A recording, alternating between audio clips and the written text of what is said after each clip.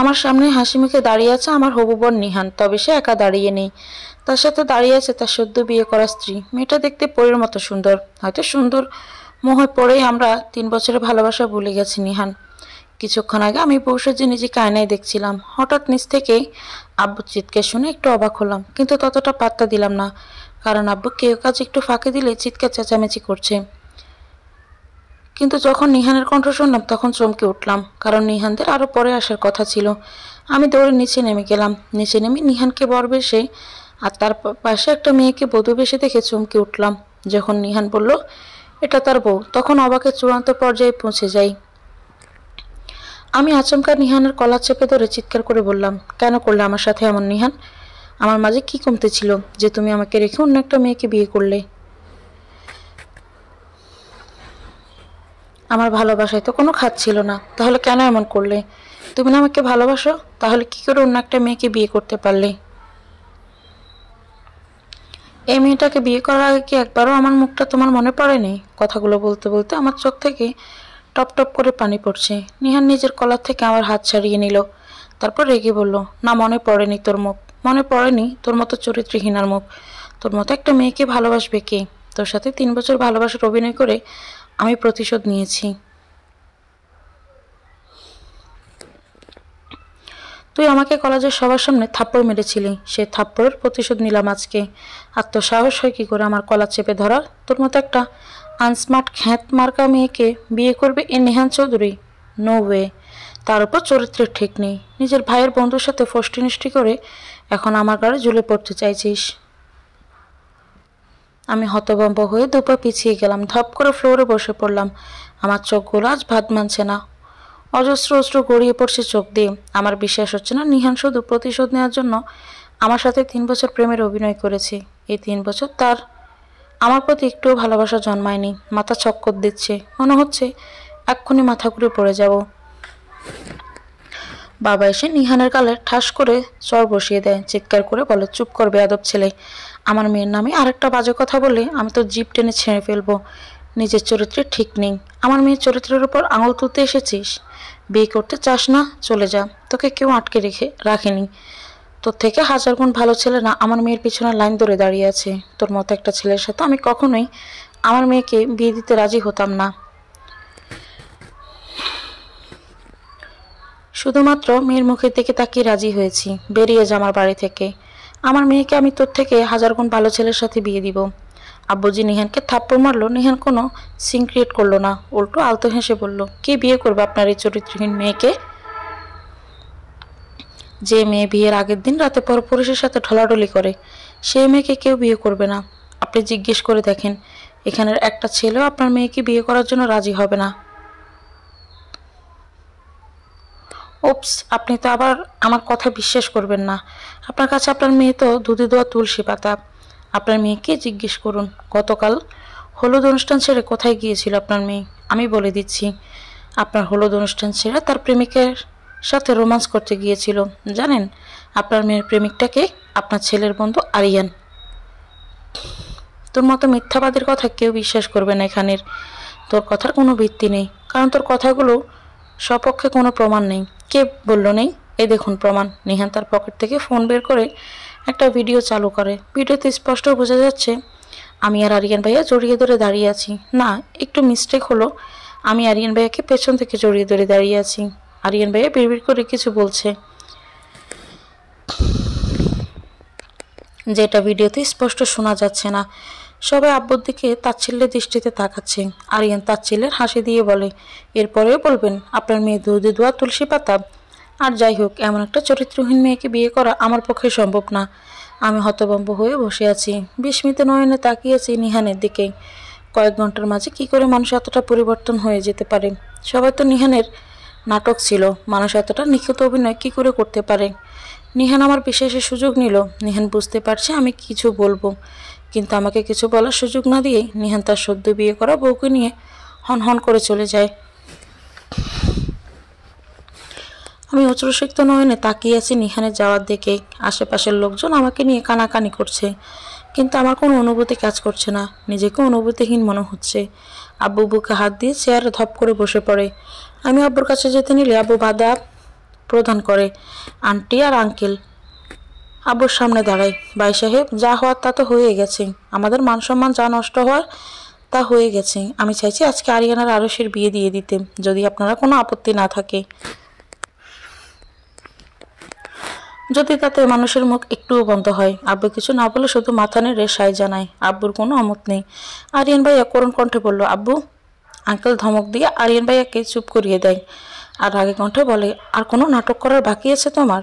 এত তামাশা করেও শান্তি হয়নি? আমাদের মান সম্মান সব ধুলোয় মিশিয়ে দিলে। সবাই জোর করে আমাদের দুজনকে বিয়ে নামক পবিত্র বন্ধনে আবদ্ধ করে দিল। আরিয়ান ভাইয়া কবুল বলে হন হন করে বেরিয়ে যায় বাসা থেকে। এটাই স্বাভাবিক। আল্লাহ জানে আমার ভাগ্যে কী আছে। হয়তো আমার জীবনটা এখন নাটকের চেয়ে নাটকই হয়ে যাবে। আমি নিজের হাতে নিজের জীবন নষ্ট করে দিলাম। আমি এক হাত লম্বা ঘোমটা দিয়ে বসে আছি আরিয়ান ভাইয়ার বেডে। একটু আগে আনহা আমাকে এখানে বসিয়ে দিয়ে গেছে। আমার চোখ দিয়ে আর পানি পড়ছে না। কাঁদতে কাঁদতে চোখের পানি শুকিয়ে গেছে। নিহান কেন আমার সাথে এমন করলো? ও আমাকে বললেই আমি ওর জীবন থেকে সরে যেতাম। কেন আমার নামের সাথে চরিত্রহীনা শব্দটা জুড়ে দিল? ধরাম করে দরজা খোলার শব্দে আমি কেঁপে উঠি। জানি আরিয়ান ভাইয়া এসেছেন। ভয়ে জড়সড় হয়ে বসে পড়ি বিছানার এক কোণে। এখন আমার সাথে কি হতে পারে এটা ভেবে আমার আত্মা কেঁপে উঠছে। কিছু ভাঙার শব্দে আমি চমকে উঠি। ঘোমটাটা একটু উপরে তুলে রুমে চোখ বোলাতেই আমার চোখ বড় বড় হয়ে যায়। রুমের অবস্থা বেহাল। ফুলদানির ভাঙা অংশগুলো ছড়িয়ে ছিটিয়ে পড়ে আছে ফ্লোরে। সোফার কুশনগুলো নিচে পড়ে আছে। ভাঙা শোপিস পড়ে আছে নিচে। হঠাৎ আরিয়ান ভাই আমার দিকে তাকাতে ভয় পেয়ে যায়। ওনার চোখগুলো দেখে আমার কলেজের পানি শুকিয়ে যাচ্ছে। ওনার চোখ দুটো লাল টকটক হয়ে আছে। দেখেই বোঝা যাচ্ছে উনি অনেক রেগে আছেন। রেগে থাকারই কথা। আমার জন্য ওনার লাইফটা শেষ হয়ে গেল। কিছুটা হাত ওনারও আছে। আচমকা আরিয়ান ভাই আমার গলা চেপে ধরে। এত জোরে গলা চেপে ধরেছে যে আমার দম বন্ধ হয়ে আসছে। মনে হচ্ছে আমার দমটা এখনই বেরিয়ে যাবে। চোখ উল্টে আসছে। উনি আমার গলা ছেড়ে দিলেন। আমি গলা ধরে কাশতে শুরু করলাম। উনি হুঙ্কার ছেড়ে বললেন, খুব শখ না আমার বউ হওয়ার? আমার বউ হওয়ার শখ তোকে 2 দিনের মাঝেই মিটিয়ে দেব। নিহান ঠিকই বলেছিল, তুই আসলে চরিত্রহীনা। এক ছেলে দিয়ে তোর হয় না। তাতে তুই প্ল্যান করে ফাঁসি আমাকে বিয়ে করে নিলি। আমার লাইফটাতে শেষ করে দিলি। আমার মান সম্মান সব ধুলোয় মিশিয়ে দিলি। সবার চোখে আমাকে নিচে নামিয়ে দিলি। এর জন্য কোনোদিন আমি তোকে ক্ষমা করব না। কোনোদিনও না। তুই এখান থেকে দুকে দুকে মরবি। এই আরিয়ান আব্রাহাম তোর জীবনে নরক করে দিবে। Just wait and watch. কথাগুলো বলে আরিয়ান ভাইয়া আমার হাত ধরে জোরে টান দেয়। আমি টাল সামলাতে না পেরে ওনার বুকের উপর হুমড়ে খেয়ে পড়ি। উনি ধাক্কা মেরে আমাকে ওনার কাছ থেকে সরিয়ে দেন। ধাক্কাটা এত জোরে দিয়েছিলেন যে আমি টাল সামলাতে না পেরে ফ্লোরে পড়ে যাই। ফ্লোরে আগে থেকে পড়ে থাকা ফুলদানির ভাঙা অংশ কপালে লেগে কপালের এক সাইড অনেকটা কেটে যায়। উনি আমার দিকে ফিরেও তাকালেন না। দুপদাপ পা ফেলে রুম থেকে বেরিয়ে যান। আমি কপালে হাত দিয়ে দেখি অনেকটা কেটে গেছে। কপাল থেকে ছুঁয়ে ছুঁয়ে রক্ত পড়ছে। আমি রক্ত বরাবরই ভয় পাই। রক্ত দেখলে আমার মাথা ঘুরোয়। আমার রক্ত ভয়ঙ্কর ফোবিয়া আছে। মাথা ঘুরছে। চোখের সামনে সবকিছু ঝাপসা হয়ে আসছে। হ্যাং হারিয়ে দপাস করে ফ্লোরে পড়ে গেলাম। হঠাৎ মুখের উপর টুপ টুপ করে পানি পড়ায় আমি পিট পিট করে চোখ খুলি। নিজের মুখের কাছে আরেকটা মুখ দেখে ভয় পেয়ে যাই। মুখের উপর পানি পড়ে আমি চমকে উঠি। চমকে গিয়ে ভালো করে চোখ খোলার চেষ্টা করি, কিন্তু পারি না। চোখ জ্বালা পোড়া করছে। মাথা ভারবার লাগছে। হয়তো জ্বর এসেছে। কিছুতেই চোখ খুলে রাখতে পারছি না। চোখ জোড়া বারবার বন্ধ হয়ে আসছে। আদো আদো চোখ খুলে দেখি আরিয়ান ভাইয়া কাঁদছে। কিন্তু আরিয়ান ভাইয়া কেন কাঁদছে? আমার মুখ ওনার 2 হাতের মাঝে। উনি কিছু একটা বলছেন, কিন্তু স্পষ্ট বুঝতে পারছি না। অস্পষ্ট এতটুকু শুনতে পেলাম, আই এম সরি আয়না। প্লিজ আমাকে ক্ষমা করে দাও। আমি তোমাকে কষ্ট দিতে চাইনি। আমাকে ক্ষমা করে দাও প্লিজ। ওনার আর কোনো কথা আমার কানে এলো না। উনি আমার উপর ঢলে পড়লেন। ওনার মুখ থেকে বিশ্রী গন্ধ আসছে। উনি কি ড্রিঙ্কস করেছেন? আর কিছু ভাবতে পারলাম না। চোখ বুজে এলো। শরীরের তাপমাত্রা অস্বাভাবিক হয়ে গেছে। ঘুম থেকে উঠে উনি নিজেকে বিছানায় আবিষ্কার করেন। চমকে উঠলাম। আমি তো ফ্লোরে শুয়েছিলাম, তাহলে বিছানায় আসলাম কি করে? কপালে হাত দিয়ে দেখি ব্যান্ডেজ করা। তখন রাতের কথা মনে পড়ে যায়। আরিয়ান ভাইয়া নিয়ে এসেছেন বিছানায়, আর ব্যান্ডেজও উনিই করে দিয়েছেন। হয়তো উনি তো তখন কাঁদছিলেন, কিন্তু কেন? উনি একটা মেয়ের নাম বলছিলেন। মেয়েটার নাম যেন কি? ও হ্যাঁ, আয়না। তাহলে কি আয়না ওনার গার্লফ্রেন্ডের নাম? আমার জন্য আয়না আপু কষ্ট পাচ্ছে। আমি ওনাদের মাঝে তৃতীয় ব্যক্তি হয়ে ঢুকে পড়লাম। আর কিছু ভাবতে পারছি না। মাথা যন্ত্রণায় ছিঁড়ে যাচ্ছে। শরীরে জ্বর না থাকলেও প্রচণ্ড মাথা ব্যথা করছে। এখন একটা লম্বা শাওয়ার নিয়ে 1 কাপ চা খেলে মাথা যন্ত্রণাটা ছেড়ে দিত। ঘড়ির দিকে তাকাতেই আমার চোখ ছানা বড়া। 8টা বেজে গেছে আর আমি এখনো পড়ে পড়ে ঘুমোচ্ছি। লোকে কি ভাববে নতুন বউ সকাল 8টা পর্যন্ত পড়ে পড়ে ঘুমোচ্ছে। আমি রুমের চারপাশে চোখ বুলালাম। না, আরিয়ান ভাইয়ের রুমে কেউ নেই। সারা রুম গোছানো, কোনো জিনিসের ভাঙা অংশ পড়ে নেই। আমি আর কিছু না ভেবে বিছানা থেকে নেমে শাওয়ার নিতে চলে যাই। দ্রুত শাওয়ার নিয়ে একটা কালো রঙের শাড়ি পরে ওয়াশরুম থেকে বের হই। রুমে কেউ নেই, হয়তো উনি এখনও আসেননি। আমি ড্রেসিং টেবিলের সামনে দাঁড়িয়ে একটু পরিপাটি হয়ে নিলাম। ভয়ে ভয়ে রুম থেকে বের হলাম। আন্টি কিচেনে রান্না করছেন। আমি গুটি গুটি পায়ে এগিয়ে গেলাম কিচেনের দিকে। আন্টির পাশে গিয়ে জড়সড় হয়ে দাঁড়িয়ে পড়ি। আন্টি আমার সাথে একটা কথাও বললেন না। ইনফ্যাক্ট আমার দিকে ফিরেও তাকালেন না। গোমরা মুখ করে এক মনে কাজ করে যাচ্ছেন। হয়তো আমার উপর রেগে আছেন। রেগে থাকারই কথা। আমার জন্য ওনাদের একমাত্র ছেলের বিয়ে এভাবে হলো। হয়তো আরিয়ান ভাইয়া এতক্ষণ সত্যিটাও বলে দিয়েছেন যে আমার একটু ভুলের জন্য সব কিছু এলোমেলো হয়ে গেল। সবার সামনে ওনাদের মাথা নিচু হয়ে গেল। আমি আচমকা আন্টির পা জড়িয়ে ধরে কেঁদে দেই। কাঁদতে থাকা অবস্থায় বলতে শুরু করি, আন্টি বিশ্বাস করো, আমার আর আরিয়ান ভাইয়ের মধ্যে কোনো সম্পর্ক ছিল না। সব কিছু একটা ভুল বোঝাবুঝি। কেউ ইচ্ছে করে এমনটা করেছে আমাদের নামে বদনাম ছড়ানোর জন্য। এসবের মাঝে আমাদের কোনো দোষ ছিল না। তোমরা আমাদের কথা না শুনে আমাদের বিয়ে দিয়ে দিলে। আমার সাথে আরিয়ান ভাইয়ের বিয়ে দিয়ে তোমরা নিজের ছেলের জীবনটা নষ্ট করে দিলে। যদিও দোষটা আমারই ছিল একটু। আন্টি আমাকে ক্ষমা করে দাও প্লিজ। আমার উপর আর রাগ করে থেকো না মা। তুমি রাগ করে থাকলে আমার একটুও ভালো লাগে না। একেই করছিস কি? পা ধরছিস কেন? আন্টি আমার কাঁধ ধরে দাঁড় করায়। চোখের পানিটা মুছে দিয়ে বলে, মায়েরা কি কখনো সন্তানের উপর রাগ করে থাকতে পারে? আমি একটুও রেগে নেই, বরং তোর আর আরিয়ানের বিয়ে হয় খুশিই হয়েছি। আমি জানি তোদের মাঝে কোনো সম্পর্ক নেই। ও বদমাস ছেলেটা প্ল্যান করে সব কিছু করেছে। এক মেয়েতে এদের মন ভরে। নতুন একটা মেয়ে পেয়েছে তাই। তোকে রাস্তা থেকে সরানোর জন্য আরিয়ানের সাথে তোকে জড়িয়ে এমন বাজে একটা প্ল্যান করেছে। আন্টি সত্যি তুমি আমার উপর রেগে নেই? একটুও না। যা এবারে কফিটা আরিয়ানকে দিয়ে আয়। উনি তো রুমে নেই। তুই গিয়ে দেখ রুমেই আছে। এ সময় আরিয়ান রুম থেকে বের হয় না। ব্যালকনিতে ছিল, তাই হয়তো তুই খেয়াল করিসনি। ও যখনই কফিটা নিতে যাবে আমার ফোনে মেসেজ টোন বেজে ওঠে। মেসেজ ওপেন করে তো আমার চোখ ছানা বড়া। স্বামী নিয়ে সুখে শান্তিতে সংসার করছো, কিন্তু আমি তো ভালো নেই। প্রতি মুহূর্তে তোমার প্রণয়ের দহনে পড়ছি আমি। মেসেজটা কে দিয়েছে বুঝতে পারছি না, কারণ মেসেজটা আননোন নাম্বার থেকে আসছে। আমি মেসেজের রিপ্লাই না দিয়ে নাম্বারটা ব্লক করে দিলাম। আরিয়ান দেখলে হয়তো আমাকে আরও খারাপ মেয়ে ভাববে, যেটা আমি চাই না। এমনিতে আমি সবার চোখে চরিত্রহীন। নিজের জীবনে আমি আর ঝামেলা চাই না। এখন একটু ভালোভাবে বাঁচতে চাই। আন্টির হাতে কফিটা নিয়ে রুমে থেকে পা বাড়ালাম। মনে মনে সিদ্ধান্ত নিয়েছি আরিয়ান ভাইয়াকে খুব তাড়াতাড়ি ডিভোর্স দিয়ে দিব। আমার জন্য দুটো ভালোবাসার মানুষ আলাদা হয়ে গেল। তাদের এক করার দায়িত্ব আমারই। আমি মাঝখান থেকে সরে গিয়ে আরিয়ান ভাইয়ার আয়না আপুকে এক করে দিব। এই নিন আপনার কফি। আরিয়ান ভাইয়া সোফায় বসে ফোন স্ক্রল করছিল। আমি ওনার সামনে দাঁড়িয়ে কথাটা বললাম। উনি আমার দিকে অদ্ভুতভাবে তাকিয়ে আছেন। ওনার দৃষ্টি আমার বোধগম্য হচ্ছে না। একদম বউ সাজার চেষ্টা করবি না, তোর প্রতি আমার কোনো ইন্টারেস্ট নেই। তাই আমার কোমর বের করে শাড়ি পরে রাখলেও লাভ নেই। তোকে আমার সহ্য হয় না। তোকে দেখলে আমার শরীর জ্বলে। ভাইয়া আমার হাতে কফিটা নিতে নিতে কথাটা বলল। আমি তাড়াতাড়ি শাড়ি দিয়ে কোমর ঢেকে নিলাম। আমাকে ডিভোর্স দিয়ে দাও, তাহলে আর আমাকে সহ্য করতে হবে না। আমার কথাটা শুনেই ভাইয়ার চোখের রং পরিবর্তন হয়ে গেল। রাগে শরীর কাঁপছে ভাইয়ার। উনি হাতের কফিটা আমার দিকে ছুঁড়ে মারেন। কিছুটা কফি এসে আমার হাতের উপর পড়ে। আমি আতকে উঠে একটু সরে যাই। কফিটা এতটা গরম ছিল না, তবু হাত জ্বলে যাচ্ছে। সোফা থেকে উঠে এসে আমার গাল চেপে ধরেন। আমার চোখ দিয়ে টপ টপ করে পানি গড়িয়ে পড়ছে। সেদিন ওনার কোনো খেয়াল নেই। উনি চিৎকার দিয়ে বলে, তোকে ডিভোর্স দিয়ে দিব। তুই আমার হারানো মান সম্মান ফিরিয়ে দিতে পারবি?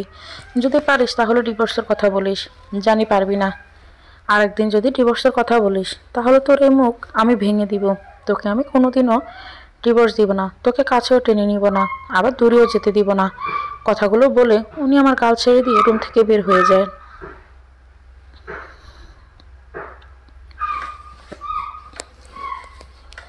আমি ধপ করে বিছানায় শুয়ে পড়ি, চোখ দিয়ে অশ্রু গড়িয়ে পড়ছি। আমি আর এসব নিতে পারছি না। কেন নিহান তুমি এমন করলে? কেন আমার জীবনটা নরক বানিয়ে দিলে? একটা থাপ্পড়ের প্রতিশোধ এভাবে না নিয়ে আমাকে কলেজে সবার সামনে 5টা থাপ্পড় মারতে। তুমি যদি আমাকে না ঠকাতে তাহলে আজকের দিনটাই অন্যরকম হতো। আমার ঘুম ভাঙতো তোমার মুখটা দেখে। ঘুম ভেঙে আমি নিজেকে তোমার বুকে আবিষ্কার করতাম, কিন্তু আজ যে সেই বুকে অন্য কেউ। নিহান তুমি তো একদিন বলেছিলে তোমার বুকে মাথা রাখার অধিকার শুধু আমার। সে কথা কি তোমার মনে আছে? সত্যি আমি অনেক বোকা যে আমার সাথে থাকবে না বলে আমাকে চরিত্রহীন প্রমাণ করলো। সে এসব কথা মনে রাখবে? চোখের সামনে এখনো ভাসছে গায়ে হলুদের দিনে ঘটে যাওয়া ঘটনাগুলো। ছোট্ট একটা ভুল বোঝাবুঝিতে পাল্টে গেল সবার জীবন। এটা কি সত্যি অ্যাক্সিডেন্ট ছিল, নাকি কেউ ইচ্ছে করে করেছে? আমার আর নিহানের ইচ্ছেতেই আমাদের দুজনের গায়ে হলুদের অনুষ্ঠান একসাথে করা হয়। অনুষ্ঠানটা অবশ্য আমাদের বাসায় করা হয়েছিল।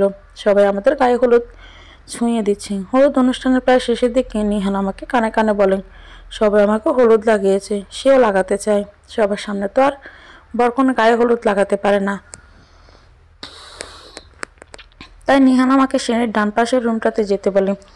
আমি নিহানের কথা অনুযায়ী সেনের ডান পাশের রুমটাতে চলে যাই। হলুদ অনুষ্ঠান গার্ডেনে করা হয়েছে, তাই বাসা একদম ফাঁকা। সবাই গার্ডেনে আনন্দ করছে। সেনের ডান পাশের রুমটাতে দেখি নিহান উল্টো করে দাঁড়িয়ে আছে। আমি নিহানকে পেছন থেকে জড়িয়ে ধরি। কিছুক্ষণ জড়িয়ে ধরে থাকার পর আমি নিহানের গালে হলুদ ছুঁয়ে দেই। আমি আগে থেকে প্ল্যান করে হাতে করে হলুদ নিয়ে এসেছিলাম। নিহানের গালে স্পর্শ করে বুঝতে পারি এটা নিহান না, কারণ নিহান ভেবে যার গালে হাত দিয়েছি তার গালে ট্রিম করা দাঁড়ি। নিহানের গালে কোনো দাঁড়ি নেই, কারণ নিহান সবসময় ক্লিন শেভ করে। আমি তড়িৎ গতিতে লোকটিকে ছেড়ে দিই। লোকটি এবার পেছনে ঘুরে তাকায়। লোকটার ফেস দেখে আমি আঁতকে উঠি, কারণ আমার সামনে আর কেউ নেই, বরং আরিয়ান ভাইয়া দাঁড়িয়ে আছেন। আরিয়ান ভাইয়াকে দেখে আমার কাঁপাকাঁপি শুরু হয়ে যায়। ওনার মুখ দেখে বোঝা যাচ্ছে উনি অনেক রেগে আছেন। সব ছেলেরা এক রঙের পাঞ্জাবি পরেছে, আর নিহান এবং আরিয়ান ভাইয়ার হাইট সেম হওয়ায় আমি আরিয়ান ভাই আর নিহানের মাঝে পার্থক্য করতে পারিনি। আমি একবার আরিয়ান ভাইয়ের মুখের দিকে তো আরেকবার দরজার দিকে তাকিয়ে দিলাম দৌড়। আরিয়ান ভাইয়া আমায় ধরতে পারলে কাঁচা চিবিয়ে খাবে। আনহার ডাকে আমার ভাবনা ছেদ পড়ে। ওই ভাবি। আনহার কথায় আমি চমকে যাই। ব্রুকুচকে ওর দিকে তাকিয়ে বলি, আনহা তুই আমাকে ভাবি ডাকছিস কেন? আনহা আমার দিকে অদ্ভুতভাবে তাকিয়ে বলে, জীবনে শুনেছ কোনোদিন ভাইয়ের বউকে কেউ আপু ডাকে? তুমি আমার ভাইয়ের একমাত্র বউ, তোমাকে ভাবি ডাকবো না তো কাকে ভাবি ডাকবো? কেন ডাকতে এসেছিস? কিছু বলবি তুই? ও হ্যাঁ, আমার তোমাকে ব্রেকফাস্ট করার জন্য ডাকতে পাঠিয়েছিল আমাকে, আর আমি এসে বকবক শুরু করে দিয়েছি। চল তাড়াতাড়ি। চলো। আমি ডাইনিং রুমে গিয়ে দেখি ডাইনিং টেবিলে আঙ্কেল আর আরিয়ান ভাইয়া বসে আছেন। আমার আঙ্কেলকে দেখে ভীষণ ভয় করছে। আঙ্কেল ভীষণ রাগী, সবার সাথে গম্ভীরভাবে কথা বলতেন, শুধু আমার আর আনহার সাথে একটু হাসি মুখে কথা বলতেন। সেই কারণটা আমার অজানা। আনহা আমাকে আরিয়ান ভাইয়ের পাশের চেয়ারটাতে বসিয়ে দেয়। আনহাও আর একটা চেয়ার টেনে বসে পড়ে। আন্টি সবাইকে খাবার সার্ভ করে দিচ্ছেন। কেউ কোনো কথা না বলে চুপচাপ খাবার খেয়ে যাচ্ছে। আমিও আর কোনো কথা বলছি না। আঙ্কেল এত সহজে বিষয়টা হজম করে নিলে আমার মানতে কষ্ট হচ্ছে। আমার মনে হচ্ছে এ বুঝি আঙ্কেল চিৎকার করে বলে উঠলুম, আরশির মতো একটা চরিত্রহীন মেয়ের সাথে এক টেবিলে বসে খাওয়া আমার পক্ষে সম্ভব না। না, তেমন কিছুই হলো না। সবাই চুপচাপ খেয়েই চলেছে। নীরবতা ভেঙে আন্টি বলে, আরিয়ান তুই আরশিকে নিয়ে আগামীকালকে আরশিদের বাসায় যাবি। নিয়ম অনুযায়ী আজকে যাওয়ার কথা ছিল, এত সব ঝামেলার মাঝে ভুলেই গিয়েছিলাম। আন্টিকে সম্পূর্ণ কথাটা শেষ করতে না দিয়ে আরিয়ান ভাইয়া বলে, আমি আরশিকে নিয়ে কোথাও যেতে পারবো না, আর ওই বাড়িতে তো কিছুতেই না। আমার আরিয়ান ভাইয়াকেও সম্পূর্ণ কথা শেষ করতে না দিয়ে আঙ্কেল ধমকের সুরে বলে ওঠে, দিন দিন চূড়ান্ত লেভেলের বেয়াদব হয়ে যাচ্ছ। বড়দের মুখে মুখে তর্ক করতে শিখেও গেছো। তুমি কালকে আরশিকে নিয়ে ওই বাড়িতে যাবে। This is final. আরিয়ান ভাই আর কিছু বলছে না, তবে কাচুমাচু মুখ করে বসে আছে। ওনার মুখ দেখে আমার হাসি পাচ্ছে। আমি মুখ টিপে হাসছি। ওই তুই এভাবে দাঁত কেলাচ্ছিস কেন? আরিয়ান ভাইয়ের কথাটা বলতে দেরি হলো, কিন্তু আঙ্কেলের ধমক দিতে দেরি হলো না। আরিয়ান, এসব কোন ধরনের বিহেভিয়ার? নিজের স্ত্রীকে কেউ তুই করে ডাকে? আমাকে কোনোদিন তোমার আম্মুকে তুই ডাকতে শুনেছ? আগে তোমাদের মাঝে যা ছিল সব ভুলে যাও। এখন থেকে তোমরা স্বামী স্ত্রী, তাই স্বামী স্ত্রীর মতো বিহেভ করবে। নেক্সট টাইম যেন এসব তুই তুকারি না শুনি আমি। আরিয়ান ভাইয়া মাথা নাড়িয়ে সম্মতি জানায়। আমি মুখ টিপে হাসছি। আরিয়ান ভাইয়া আমার দিকে কটমট করে তাকিয়ে আছে। আমি ওনার এই দৃষ্টির মানে খুব ভালো করেই জানি। উনি বোঝাতে চাইছেন তুই রুমে চল, তারপর তোর দাঁত কেলানো বের করব। আমিও একটা ডোন্ট কেয়ার ভাব নিলাম, যেন ওনাকে দেখতেই পাইনি। এখন ভয় পেলেও রুমে গেলে শাস্তি দিবেন, ভয় না পেলেও। তো এখন ভয় পেয়ে খাবার খাওয়ার মুড নষ্ট করতে চায় না। খাওয়া শেষ হতেই আনহা কলেজে চলে গেল। আরিয়ান ভাইয়া ঠাস ঠুস করে রুমে চলে গেল। আঙ্কেল গিয়ে সোফায় বসলেন। আন্টি সব কিছু গুছিয়ে রাখার জন্য কিচেনে চলে গেলেন। আমিও চেয়ার থেকে উঠে গুটি গুটি পায়ে আঙ্কেলের পাশে গিয়ে সোফায় বসে পড়লাম। কথা বলতে যেও গলায় কথাগুলো দলা পাকিয়ে আসছে। ভীষণ ভয় করছে, ভয়ে বুক কাঁপছে। যদি আঙ্কেল অপমান করে। আমি ভয়ে ভয়ে বললাম আঙ্কেল। আঙ্কেল কোনো কথা বললেন না। আমি আবার বললাম আঙ্কেল।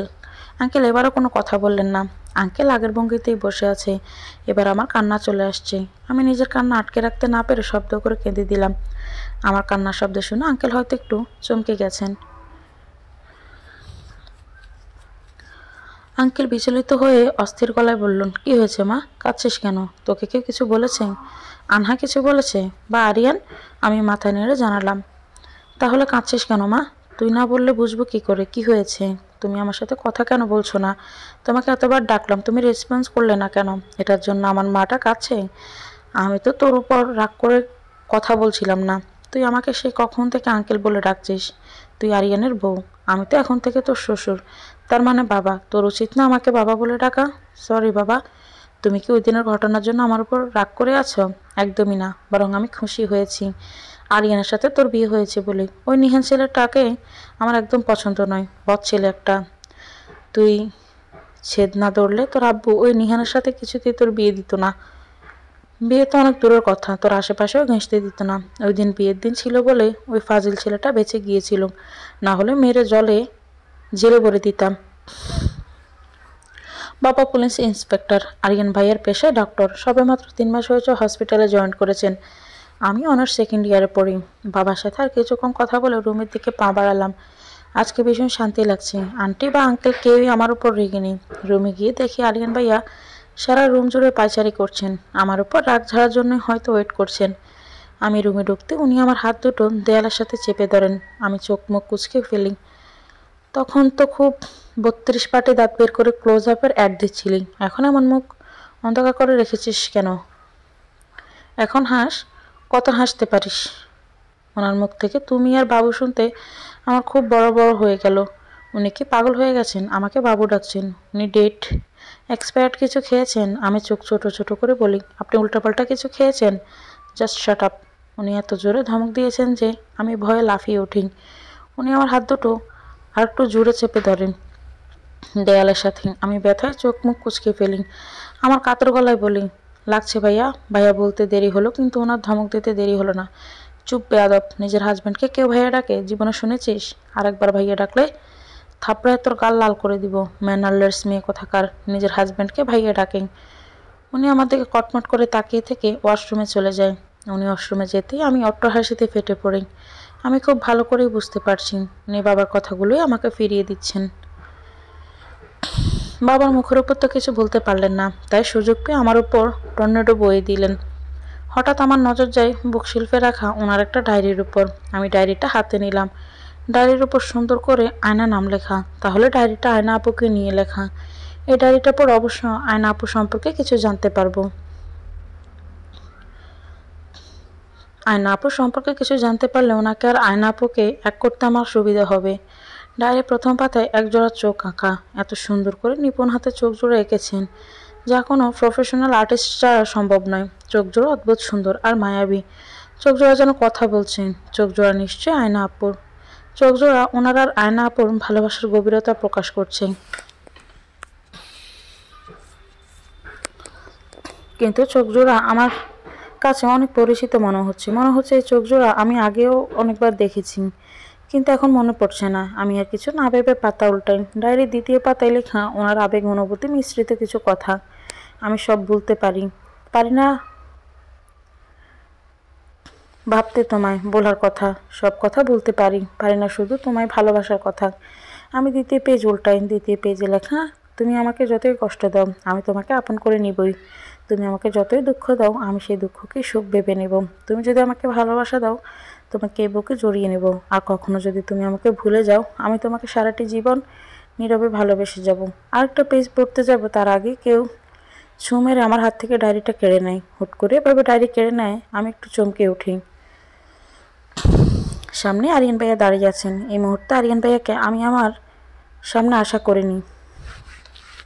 আমি একটু অপ্রস্তুত হয়ে পড়ি। ওনার চোখের দিকে তাকিয়ে আমি ভয় পেয়ে যাই। ওনার ডায়েরি হাতে নেওয়ার জন্যই নিশ্চয়ই উনি আমার উপর রেগে গেছেন। রেগে যাওয়ার কথা না বলে ধরেছি ওনার পার্সোনাল জিনিস। আমি প্রচণ্ড বোকা। উনি রুমে না থাকলে ডায়েরিটা ধরতাম, তাহলে উনি জানতেও পারতেন না আর আমার ডায়েরিটা পড়া কমপ্লিট হয়ে যেত। উনি ওয়াশরুম থেকে বের হওয়ার আগে ডায়েরিটা আগের জায়গায় রেখে দিলেই পারতাম। নিজের বোকামির জন্য নিজেই ধিক্কার জানাচ্ছি। উনি রেগে দাঁতে দাঁত চেপে বললেন, তো সাহস কী করে হয় আমার জিনিসে হাত দেওয়ার? তুই এত ম্যানারলেস কেন? এত বড় হয়ে গেছিস এখনো জানিস না না বলে কারো জিনিস ধরতে নেই? আর তুই আমার ব্যক্তিগত সম্পত্তি নিয়ে টানাটানি করছিস। নেক্সট টাইম আমার জিনিস টাচ করবি না। আমার জিনিসের ধারে কাছেও তুই ঘেঁষবি না। নেক্সট টাইম আমার জিনিসে হাত দিলে তোর হাত কেটে ফেলবো আমি।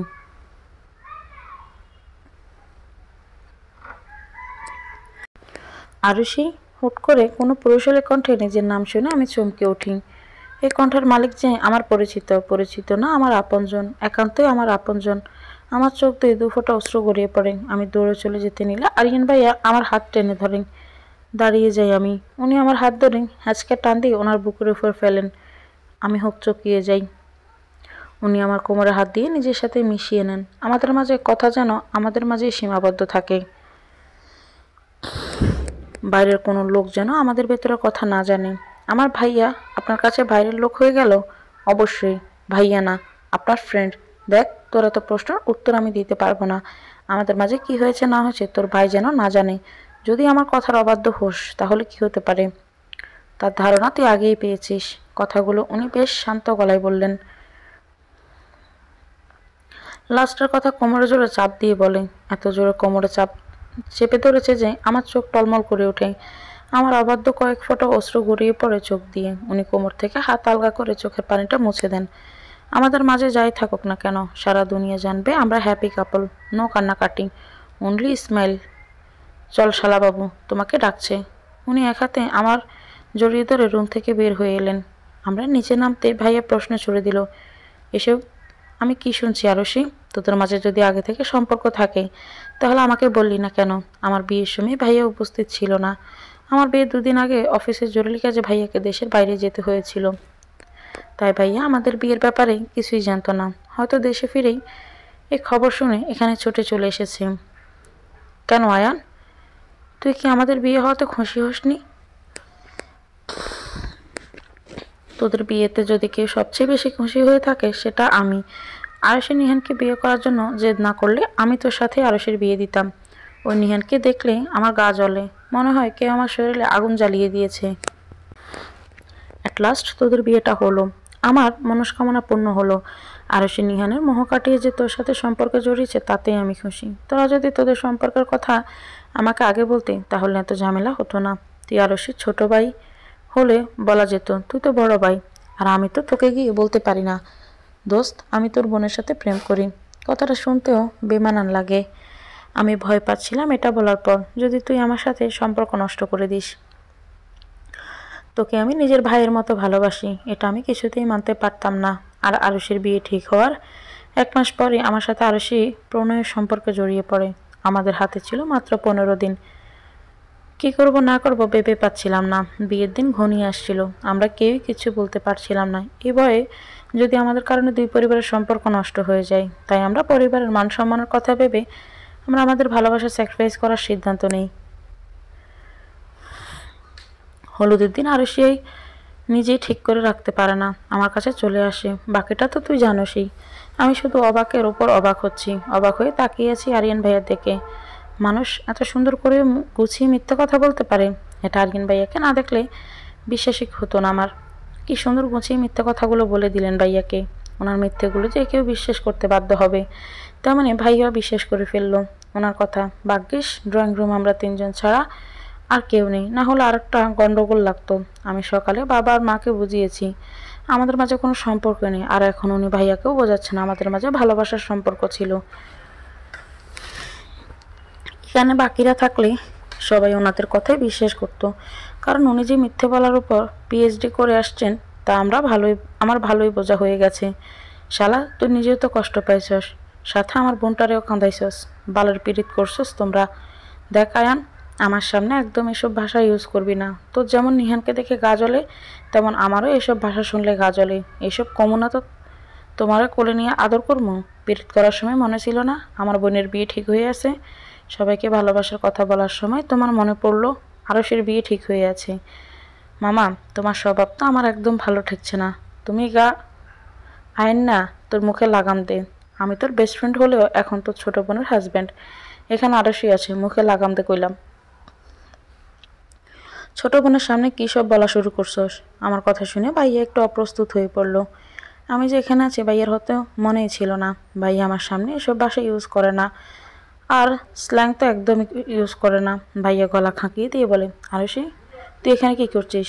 জানিস যখন বড়রা কথা বলে তখন ছোটদের থাকতে নেই, আর এখানে দুটো ছেলে তাদের প্রাইভেট কথা বলছে,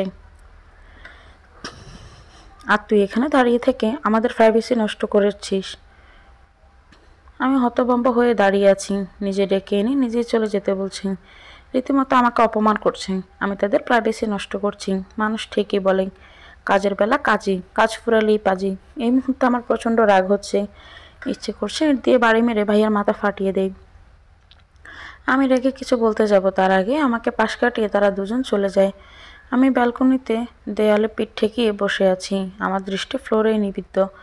কিছুতেই কিছুর হিসেব মেলাতে পারছি না। সব কিছু ঠিক করতে গিয়ে কি আমি সব কিছু এলোমেলো করে দিচ্ছি? কিছুই বুঝতে পারছি না। আরিয়ান ভাইয়া যদি আয়না আপুকেই ভালোবাসে, তাহলে আমাকে কেন ডিভোর্স দিতে চাইছে না? আমাকে সহ্য করতে পারে না, আবার আমাকে চোখের আড়ালও হতে দেয় না। সব কিছু কেমন গুলিয়ে যাচ্ছে। আমার জীবনটা কেমন জটিলতাময় হয়ে যাচ্ছে। বিষাক্ত জালে আটকা পড়ে যাচ্ছি আমি। নিহান, তুমি আমার জীবনটা বিষিয়ে দিয়ে গেলে। এর জন্য আমি তোমাকে কোনোদিনও ক্ষমা করতে পারবো না। তোমাকে আমি অভিশাপ দিলাম, কারণ আমি তোমাকে ভালোবাসি। আর যাই হোক, ভালোবাসার মানুষকে তার অভিশাপ দেওয়া যায় না। ছি ছি, আমি সব কী ভাবছি? নিহানের নাম নেওয়া আমার জন্য পাপ, কারণ আমি এখন আরিয়ান ভাইয়ের স্ত্রী। নিহানকে কিছুতে আমি ভালোবাসতে পারি না এখন আর। তোর সাহস তো কম না, আমার স্ত্রী হয়ে অন্য ছেলের কথা চিন্তা করিস। আমার রুমে আমার ব্যালকনিতে বসে তুই অন্য ছেলের ভাবনায় মশগুল। তুই শুধু আমার কথাই ভাববি, অন্য কারো কথা না। বুঝতে পেরেছিস? আমি মাথা দুলিয়ে সম্মতি জানাই। এখন আমার একদমই ঝগড়া করতে ইচ্ছে করছে না। আর আরিয়ান ভাইয়া তো ঠিকই বলছেন, অন্য ছেলের কথা ভাবা তো আমার জন্য এখন অন্যায়, কারণ আমি বিবাহিত। অন্য ছেলের কথা ভাবা আমার জন্য পাপ। বুঝতে পারলেই ভালো। আমি এক জায়গায় যাচ্ছি, আসতে রাত হবে। আমি অন্যদের মতো বলবো না যে আমার জন্য জেগে না থেকে ডিনার করে ঘুমিয়ে পড়। আমি যতক্ষণ না আসবো ততক্ষণ তুই সজাগ থাকবি। আমি আসলে দুজন একসাথে ডিনার করব। কথাগুলো বলে উনি চলে যান। আমি তাড়াতাড়ি ব্যালকনি থেকে রুমে আসি। এটাই মোক্ষম সময় ওনার ডায়েরি পড়া। উনি মনে হয় না 10টা-11টার আগে বাসায় আসবেন। আমি জানি ওনার ডায়েরিটা কোথায়। উনি আমার চোখের আড়ালে ডায়েরিটা কার্ডবোর্ডের উপর রেখে দিয়েছেন। উনি ভেবেছেন আমি দেখিনি সেটা, কিন্তু আমি তো লুকিয়ে লুকিয়ে দেখেছি। উনি হয়তো ভেবেছেন কার্ডবোর্ডের উপর ডায়েরিটা রাখলে আমি নাগাল পাবো না, কিন্তু উনি তো জানে না আমি সুপার ট্যালেন্ট নিয়ে জন্মগ্রহণ করেছি। আমি একটা চেয়ার নিয়ে এসে কার্ডবোর্ডের সামনে রাখি, তারপর চেয়ারের উপর উঠে পড়ি, কিন্তু কিছুতেই ডায়েরিটা নাগাল পাচ্ছি না। আল্লাহ কেন যে ছেলে মেয়েদের থেকে বেশি লম্বা বানাতে গেল। লম্বু লম্বু স্বামীগুলো খাটো স্ত্রীদের উপর এভাবেই অত্যাচার করছে। বাংলাদেশে আইন হওয়া উচিত ছিল ছেলেদের বেশি লম্বা হওয়া যাবে না, বেশি লম্বা হলো 10 বছরের জেল। পায়ের পাতার ওপর ভর দিয়ে দাঁড়ালাম, তবুও নাগাল পাচ্ছি না। আমি আরশি, এত সহজে হার মানব না। আমি চেয়ার থেকে নেমে সোফা থেকে একটু কুশন নিয়ে এসে চেয়ারের উপর রাখি, তারপর আবার চেয়ারের উপর উঠি। এবার পায়ের পাতা ভর দিয়ে খুব সহজেই ডায়েরিটা হাতে পেয়ে যাই। ডায়েরিটা হাতে নিয়ে ঘুরিয়ে ঘুরিয়ে বলি, আরিয়ানের বাচ্চা, আপনি যদি ডালে ডালে চলেন তাহলে আমি পাতায় পাতায় চলি। চেয়ার থেকে নেমে সব কিছু আগের জায়গায় রেখে আসি। যখনই ডায়েরিটা পড়া শুরু করবো তখনই আমার ডাক পড়ে। মা আমাকে ডাকছে, তাই অনিচ্ছা সত্ত্বে বাধ্য হয়ে ডায়েরিটা রেখে আম্মুর কাছে যাওয়ার জন্য পা বাড়ালাম। বড়দের মুখের উপর তো আর না করে দেওয়া যায় না যে আমি আসতে পারবো না। মা ড্রয়িং রুমে সোফায় বসে আছে। আমি ওনার সামনে গিয়ে বললাম, কিছু বলবো আম্মু? উনি আমার দিকে চমকে তাকালেন, যেন আমি মঙ্গল গ্রহের এলিয়েন। হঠাৎ উনি ঠোঁট মেলে হেসে বললেন, আরশি, আমি আজকে ভীষণ খুশি। আমি ভ্রু কুঁচকে তাকাই ওনার দিকে। উনি আলতো হেসে আমার হাত ধরে টেনে ওনার কাছে বসিয়ে দেয়। তুই আমাকে আম্মু ডাকলেই আমার বিশ্বাসই হচ্ছে না। তোর মুখে আম্মু ডাক শুনে আমি কতটা খুশি হয়েছি তোকে বলেই বোঝাতে পারবো না। আমার অনেক ইচ্ছে ছিল আমার পুতুলের মতো দুটা মেয়ে হবে। টুইন হলে তো কথাই ছিল না। দুজনকে আমি একরকম জামা কাপড় পরাবো, সব কিছু একরকম কিনে দিব দুজনের। একটা বিষাক্ত দিন আমার সব খুশি আনন্দ কেড়ে নিল আমার মা হওয়ার ক্ষমতা, কেড়ে নিল আমার সন্তান। এমন করে কেন বলছো? আমি কি তোমার মেয়ে না? তুই তো আমার আরেক মেয়ে। যেদিন তোকে প্রথম দেখেছিলাম সেদিনই মনে মনে ঠিক করে নি তোকে আমার ছেলের বউ করে আনবো। তুই আমাকে মা বলে ডাকবি, আমার ইচ্ছে পূরণ হবে। আমার দুইটা মেয়ে হবে, দুজনকে আমি নিজ হাতে সাজিয়ে দিব। কিন্তু তুই নিহানকে বিয়ে করার জন্য জেদ ধরলি। সত্যি আমি হিরে রেখে কাজ বেছে নিয়েছিলাম। আম্মু এসব কথা বাদ দাও, পুরনো কথা টেনে তো আর লাভ নেই। এখন তো আমি তোমার সাথেই আছি। আম্মুর সাথে আরো কিছুক্ষণ কথা বলে রুমে চলে আসলাম। দরজাটা লক করে বিছানার উপর বসে ডায়েরিটা হাতে নিলাম। 3য় পেজে গেলাম। খুব তুচ্ছ কারণে যে কারো প্রতি ভালো লাগা তৈরি হতে পারে, কোনো মেয়ের ভুবন পোলানো হাসি দেখে এক মুহূর্তে তাকে ভালো লেগে যেতে পারে, কিংবা রাস্তায় চলতে ফিরতে সুন্দরী কোনো মেয়েকে এক পলক দেখে যে কোনো ছেলের হার্টবিট মিস হয়ে যেতে পারে, এসব আমার বিশ্বাস হতো না। কিন্তু তোকে যেদিন প্রথম দেখি সত্যি আমার হার্টবিট মিস হয়ে গিয়েছিল। তোর ভুবন বোলানো হাসিতে আমি পাগল হয়ে গিয়েছিলাম। আরশি নামটা দেখে আমি থমকে যাই। আমার নামের মাঝে জেগে উঠছে অসংখ্য প্রশ্ন। কৌতূহল দমাতে না পেরে পরবর্তী পেজ উল্টাই। মাটির কোনায় কোনায় জলের বসবাস, পাতার ফকরে ফকরে পাখির বসবাস, নদীর কূলে কূলে নৌকার বসবাস, পাহাড়ের মাঝে ঝর্ণার বসবাস অগণিত, তারার মাঝে চাঁদের বসবাস, মানুষের দেহের মাঝে আত্মার বসবাস, আর আমার মনের মাঝে তোমার বসবাস। ভালোবাসি আরশি। আরিয়ান ভাই আমাকে ভালোবাসে, এটা কি করে সম্ভব? আরিয়ান ভাইয়া না আয়না আপুকে ভালোবাসে? তাহলে ডায়েরিটা যত পড়ছে তত কৌতূহল বাড়ছে। পরবর্তী পেজে যাই। আমার আকাশটা তোমায় দিলাম, যেখানে তুমি পাখির মতো উড়ে বেড়াবে ডানা মেলে, আর রাতে চাঁদ হয়ে উঠবে আলো জেলে। আমার বাগানটা তোমায় দিলাম, সেখানে তুমি ফুল হয়ে ফুটবে সুবাস ছড়িয়ে, প্রজাপতি হয়ে রং ছড়াবে আমায় জড়িয়ে। পরবর্তী পেজে যাই। কল্পনার রং তুলিতে তোমার রাঙাবো, তুমি রাগ করো না। স্বপ্নের সিংহাসনে আমি তোমায় বসাবো, তুমি চলে যেও না। দক্ষিণা বাতাস হয়ে এলোমেলো করে দিব তোমার চুল, কখনো বা ভালোবেসে খোঁপায় গেঁথে দেব ফুল। বুকের পাঁজর ভেঙে প্রাসাদ বানিয়ে তোমায় দিলাম, তুমি থাকবে কি? প্রতিটি বসন্তে তুমি বর্ষার, আমি তোমাকেই চাই, পাশে রাখবে কি? পরবর্তী পেজে যাই। জানিস আরশি, তোকে ভালোবেসে আমি একটা নাম দিয়েছি, নামটা হলো আয়না। আরশির সমর্থক শব্দটা আয়না। তুই গাধা, এসব তুই জানবি না। আরিয়ান ভাইয়া আমাকেই ভালোবাসতো, আর আমি কোনোদিন বুঝতেই পারিনি। সত্যিকারের ভালোবাসা পায়ে ঠেলে দিয়েই আমি এতদিন ধরে মরচিকার পেছনে ছুটে চলেছি। ভাবতে চোখ দিয়ে দুফোঁটা অশ্রু গড়িয়ে পড়ল। আমার মন মস্তিষ্ক জুড়ে শুধু এখন একটাই নাম থাকবে, আর সেটা হলো আরিয়ান। নিহানকে আমি নিজের জীবন থেকে মুছে ফেলবো। আমার জীবনের সবটা জুড়ে এখন থেকে শুধু থাকবে আরিয়ান। আমার ভালোবাসা শুধুমাত্র আরিয়ানের জন্য, অন্য কারোর জন্য নয়। পরবর্তী পেজে যাই। আর একটু কাছে এসে ভালো করে দেখে নেই তোমায়। বহুদিনের লুকানো ইচ্ছে আমার মনে স্বাদ মিটিয়ে আমি দেখতে চাই তোমায়। খুব কাছে থেকে একদিন তোমাকে দেখবো বলে আমি কত পূর্ণিমা অমাবস্যা পার করে দিয়েছি, নির্ঘুম রাত কাটিয়েছি, কত অস্তের দিন রাত। কতদিন আমি মনে মনে ভেবেছি তোমায়, কত কথা বলেছি অবিরাম। কতদিন আমার ভাবনায় আমার স্বপ্নগুলি ছুঁয়ে দিয়েছে তোমায়। আমার দিকে অপলক তাকিয়ে থেকেছি। আমি দেখেছি তোমার ওই চোখ জুড়ে কোনো এক স্বপ্নের ঘাড়, আমি সেই স্বপ্নময় চোখের দিকে বিভোর হয়ে তাকিয়ে থেকেছি কত। এবার আমার স্বপ্নের তুমি সত্যি হয়ে সামনে এসে দাঁড়াও, একটিবার আমি প্রাণ ভরে দেখিনি তোমায়। পরবর্তী পেজে যাই। আমারও তো ইচ্ছে করে তোমার পাশে থাকি। ছোট্ট একটা বাড়ি হবে, থাকবে ছোট্ট উঠান, থাক না কিছু গাছগাছালি, পাখির ডাকে বিভোর। ইচ্ছে হলে রাগ ভাঙাবো, যাবো অনেক দূরে, না হয় তুমি মন ভাঙালে একটু আদর করে। আমি জানি আমার ইচ্ছেটা পূরণ হবার নয়, কারণ তুমি তো উন্নতি মেতে আছো, তোমার ভাবনাই অন্য কেউ। তোমার অস্তিত্ব জুড়ে শুধুই সেই। আজকে সম্পূর্ণ ডায়েরিটাই পড়ে শেষ করব। আমার প্রতি ওনার প্রত্যেকটা অব্যক্ত অনুভূতি সম্পর্কে জানবো আমি। তোমাকে মন থেকে আমি কতটা ভালোবাসি সেটা প্রকাশ করার জন্য ভালোবাসি এই শব্দটা অনেক ছোট হয়ে যায়। তোমাকে আমি যে পাগলের মতো ভালোবাসি এটা বোঝানোর জন্য আমার এক জীবন খুব ছোট হয়ে যায়। এই নিঝুম রাতে একা আমি জানালার পাশে দাঁড়িয়ে চিৎকার করে বলতে চাই তোমায়, আমি ভালোবাসি শুধু তোমাকে, এখনো শুধু তোমায়ই ভালোবাসি। আর সব প্রেম সফলও হয় না। প্রেমের ব্যর্থ হলে নিজের জীবন নষ্ট করে দেওয়ার মানে নেই। আবেগকে নিয়ন্ত্রণ করে বাস্তবতাকে মেনে নিতে শিখতে হবে। আমি চাইলেই তোমাকে নিজের করে নিতে পারতাম, কিন্তু আমি তা করিনি, কারণ তুমি আমার কাছে ভালো থাকবে না। তুমি তো নিহানকে ভালোবাসো, ওর সাথেই সারা জীবন থাকবে বলে পণ করেছো। নিহানের সাথে বেঁচে থাকার জন্য স্বপ্ন বুনেছ, কল্পনায় নিহানের সাথে ছোট্ট একটা সংসার সাজিয়েছ। এসব কেড়ে নেওয়ার অধিকার আমার নেই।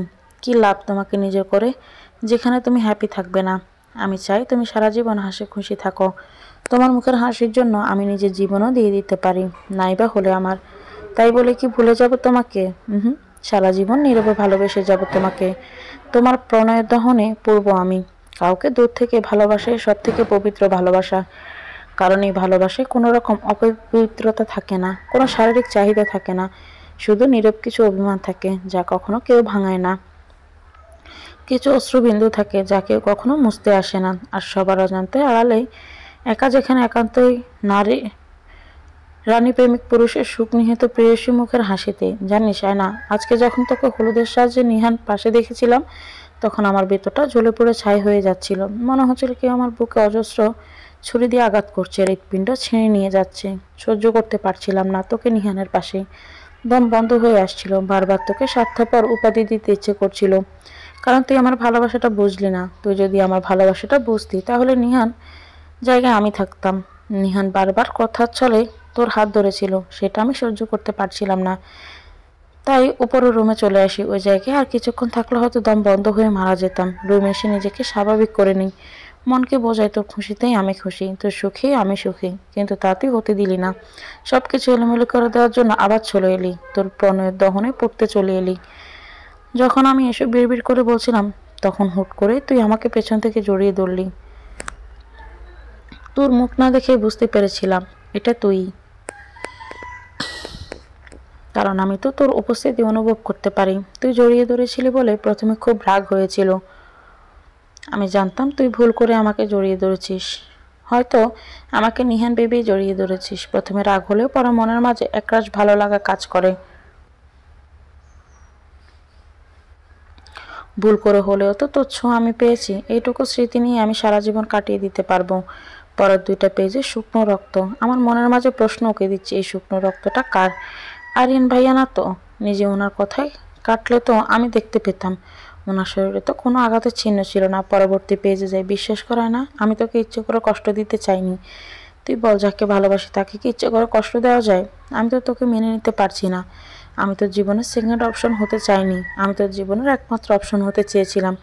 তুই ভাবিস আমার ইগো হার্ট হয়েছে বলে তোর সাথে মিসবিহেভ করি, কিন্তু তোর ধারণা একদম ভুল। তুই যখন আমার সামনে আসিস বা কেউ যখন তোকে আমার বউ বলে, তখন আমার চোখের সামনে তোর আর নিহানের অন্তরঙ্গ মুহূর্তগুলো বেশি ওঠে। জড়িয়ে ধরা, কিস করা। যখন তুই একই বিছানায় আমার পাশে থেকে নিহানের কথা ভেবে চোখের জল ফেলিস, তখন আমার দম বন্ধ হয়ে আসে। পারি না সহ্য করতে, না চাইতেও তোর সাথে মিসবিহেভ করে ফেলি। আমি না পারছি তোকে কাছে টেনে নিতে, আর না পারছি দূরে ঠেলে দিতে। আমাদের মাঝে একটা অদৃশ্য দেয়াল তৈরি হয়ে গেছে, যে দেয়াল চাইলেও আমি ভাঙতে পারছি না। হয়তো সেদিন এই দেয়াল ভাঙবে, যেদিন তুই আমাকে মন থেকে ভালোবাসবি, যেদিন তুই আমাকে ভালোবেসে ডাকবি। সেদিন সব দেয়াল ভেঙে আমি তোর কাছে চলে আসব। পরের পেজ ফাঁকা। আরও কয়েকটা পেজ উল্টে দেখলাম সবগুলো পেজই ফাঁকা। হয়তো পরে আর কিছু লিখিনি। ডায়েরিটা আবার আগের জায়গায় রেখে ব্যালকনিতে চলে গেলাম। ব্যালকনির রেলিং ধরে দাঁড়িয়ে আছি। সবকিছু আজ বিষাক্ত লাগছে। নিহানকে না ভালোবেসে আরিয়ান ভাইয়াকে ভালোবাসলে আজকে আমার জীবনটা অন্যরকম হতো। একটা গানের সুর ভেসে আসছে, দক্ষিণ দিক থেকে গানের সুরটা ভেসে আসছে। হয়তো কেউ তার প্রিয়সীর জন্য নদীর পাড়ে বসে গান গাইছে। গানটা আমার খুব প্রিয়। যারা প্রেমে ব্যর্থ হয়ে সুইসাইড করেন তারা প্রচণ্ড বোকা, তাদের মতো বোকা আর কেউ নেই। তারা জীবনে দ্বিতীয়বার প্রেম আসার সুযোগই দেয় না। আর সব প্রেম সফলও হয় না। প্রেমে ব্যর্থ হলে নিজের জীবন নষ্ট করে দেওয়ার মানে নেই। আবেগকে নিয়ন্ত্রণ করে বাস্তবতাকে মেনে নিতে শিখতে হবে। পৃথিবীতে প্রেম অল্পতেই শেষ হয় না। প্রেম জীবনে একবারও আসে না। প্রেম জীবনে বহুবার বহু রূপে আসে। নিহানকে ভুলে যাব, নিহান বলতে কেউ যে আমার জীবনে ছিল সেটাই ভুলে যাব। আমার জীবন নামের খাতা থেকে নিহানের নামটা মুছে ফেলবো সারা জীবনের মতো। যে আমার সাথে প্রতিশোধের নেশায় ভালোবাসায় অভিনয় করছে তাকে মনে রাখা কোনো মানেই হয় না। তার কথা মনে করে চোখের জল ফেলা বোকামো। আমি এখন থেকে একজনকেই ভালোবাসবো, আর সেই ব্যক্তিটা হচ্ছে আরিয়ান ভাইয়া। হুম, শুধু আরিয়ান, আমার আরিয়ান। আমার মন মস্তিষ্ক জুড়ে শুধু একটাই নাম থাকবে, আর সেটা হচ্ছে আরিয়ান। আমার অস্তিত্ব জুড়ে থাকবে শুধু আরিয়ান। পায়ের শব্দ শুনে বুঝতে পারলাম আরিয়ান এসেছে। আমি ঘাড় ঘুরে তাকাতেই আরিয়ান ব্যালকনিতে দরজার সামনে দাঁড়িয়ে আছে।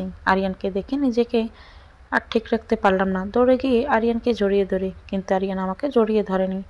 আমি পাত্তা দিলাম না সেটা।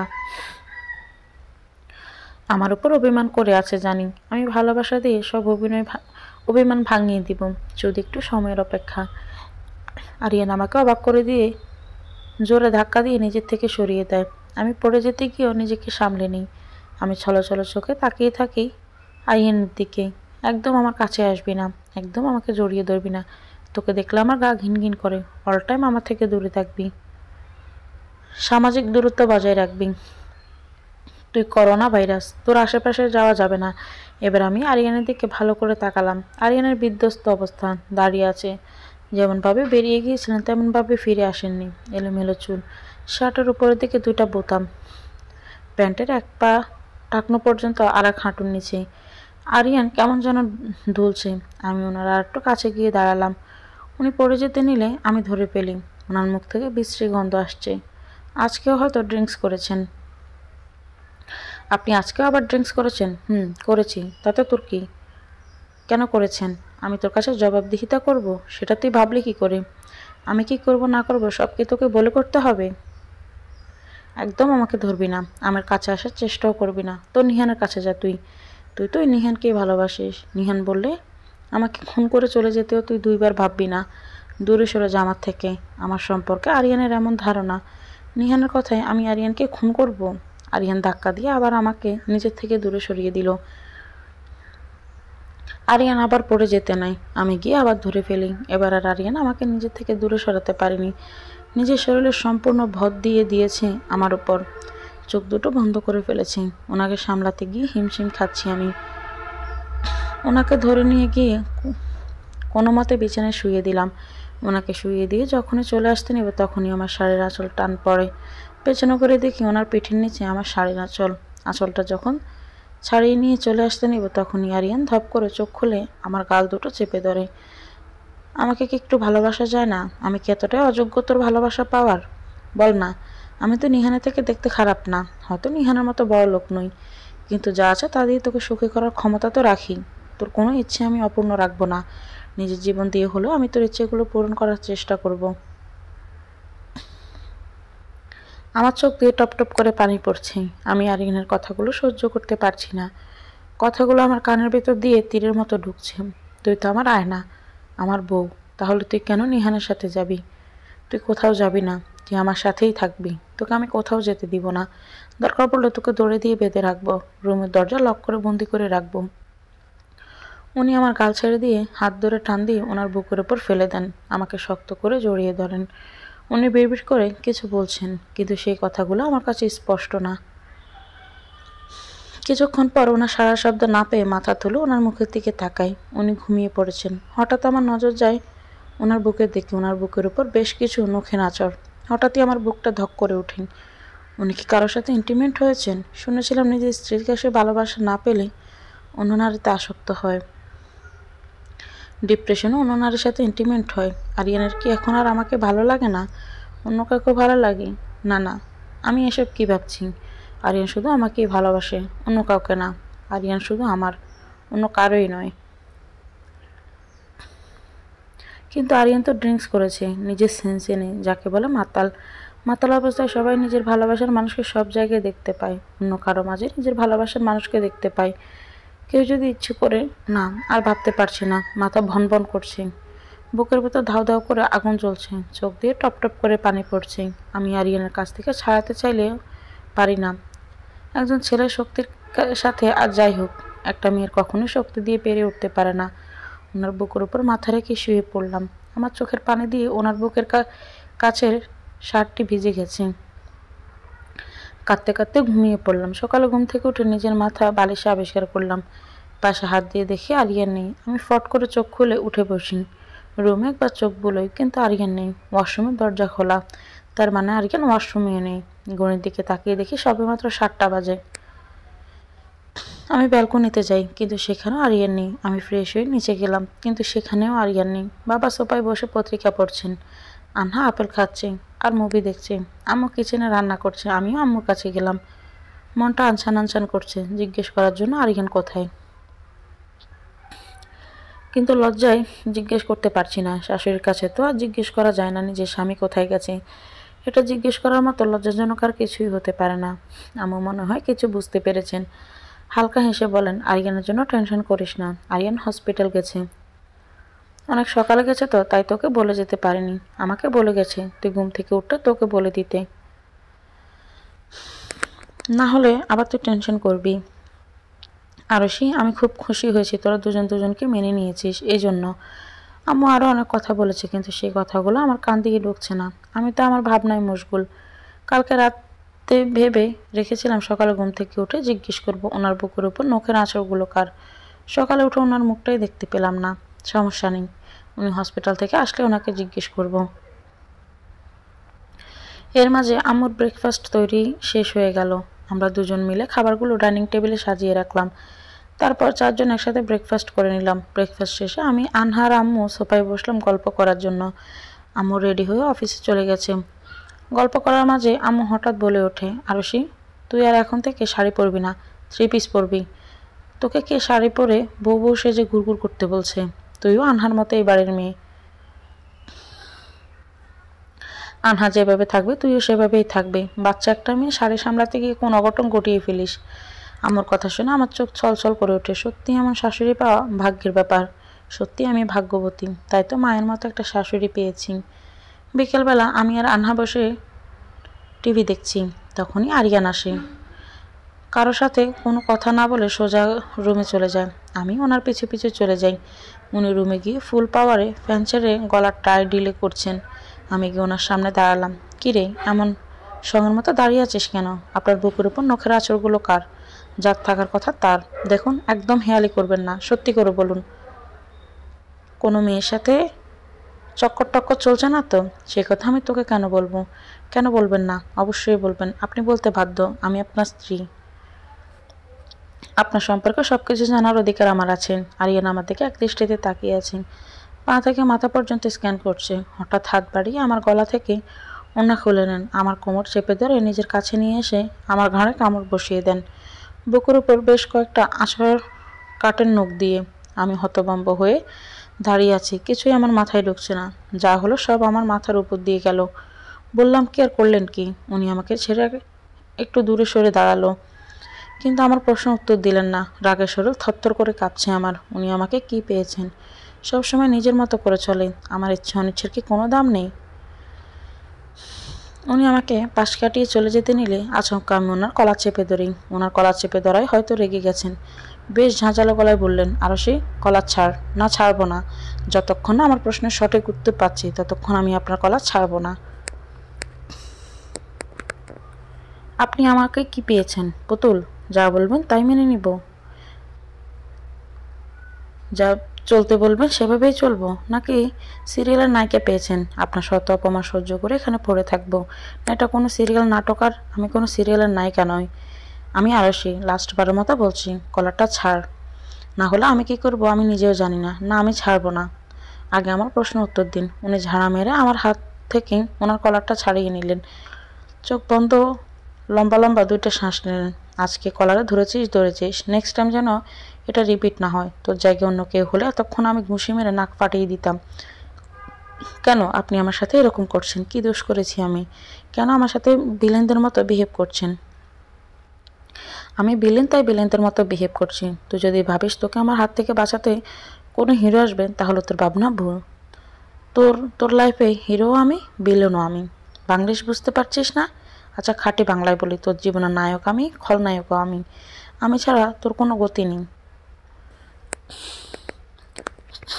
আপনি না আমাকে ভালোবাসেন? তাহলে এমন কেন করছেন? ভালোবাসা? উনি বাঁকা হেসে আমার পাশ কাটিয়ে কারবাটার কাছে গিয়ে ড্রেস নিয়ে ওয়াশরুমে চলে যায়। আমি এখন একই জায়গায় নির্বিকার ভঙ্গিতে দাঁড়িয়ে আছি। উনি কি চান? ওনার বিহেভিয়ার কিছুই বুঝতে পারছি না। ওনাকে অনেক রহস্যময় লাগে। বাইরে থেকে ওনাকে দেখে যতটা সহজ সরল মনে হয়, ওনার ভিতরটা ততটাই জটিল। আল্লাহ আমার জীবনে কেমন পরিণতি নিয়ে এলো। আরও সে আম্মু ডাকছে। চোখের পানি মুছে যখনই বের হতে যাব তখনই মনে পড়ে আরিয়ানে দেওয়া আছড়ার কামড়ের কথা। আয়নার সামনে গিয়ে ওনা দিয়ে ভালো করে শরীর ঢেকে নিলাম। ওনার দেওয়া এই চিহ্নগুলো না প্রকাশ করলে ভালোবাসা না রাগ ক্ষোভ, এই সম্পর্কগুলো আমার কাছে রহস্য। ওনার সাথে আমার জীবনটা জুড়ে গিয়ে আমার জীবনটা রহস্যময় হয়ে গিয়েছে। একটা তাচ্ছিল্যের হাসি দিয়ে রুম থেকে চলে এলাম। আম্মু ড্রয়িং রুমে বসে কি যেন সেলাই করছেন। আম্মু ডেকেছিলে?